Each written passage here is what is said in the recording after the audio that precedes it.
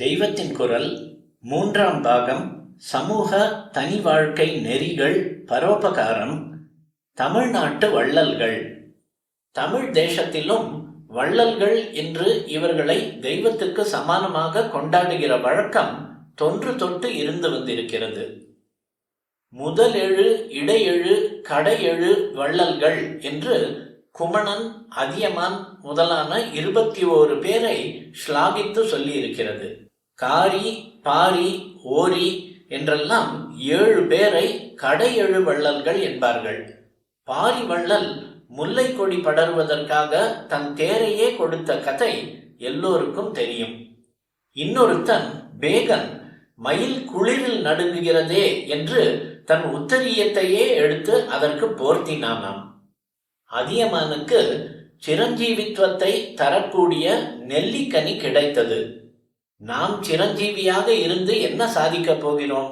அவ்வை பாட்டி இருக்கிறாளே, சதாவும் லோகக்ஷேமத்தை பண்ணிக்கொண்டு ஊர் ஊராக ஓடி குழந்தைகளுக்கு உபதேசம் செய்து வருகிறாளே, அவள் திடகாத்திரத்தோடு எத்தனை ஆயுசு இருந்தாலும் அதுதான் லோகத்துக்கு நல்லது என்று அவன் நினைத்து அவளுக்கே அந்த நெல்லிக்கனியை தானம் பண்ணிவிட்டான். அதியமான் பண்ணியது புத்திசாலித்தனமாக இருக்கிறது. ஆனால் முல்லைக்கு தேராவது, மயிலுக்கு எங்கேயாவது குளிருமா? அதற்கு பட்டு பீதாம்பரத்தை போர்த்தவாவது? இதெல்லாம் புத்தி இல்லாத காரியமாக அல்லவா இருக்கிறது என்று கேட்கலாம். என்னை கேட்டால் இப்படி புத்திக்கு வேலையே இல்லாமல் முட்டாள்தனம் மாதிரி கூட தோன்றுகிற காரியங்களை செய்வதுதான் நிஜமான அன்பை, நிஜமான தியாகத்தை காட்டுகிறது என்பேன். அன்பு பீறிக்கொண்டு வருகிற போது மூளையினால் அதற்கு நியாய அநியாயங்கள் பார்க்க முடியாது. இப்படித்தான் நாயன்மார்களை பார்த்தால் பெண்டாட்டியையே ஒருத்தர் தானம் பண்ணினார், இன்னொருத்தர் பிள்ளையையே கறி பண்ணி போட்டார் என்கிற போது இதெல்லாம் மூடத்தனம், உணர்ச்சி கட்டுப்பாடில்லாத காரியம் என்று சொல்லக்கூடாது.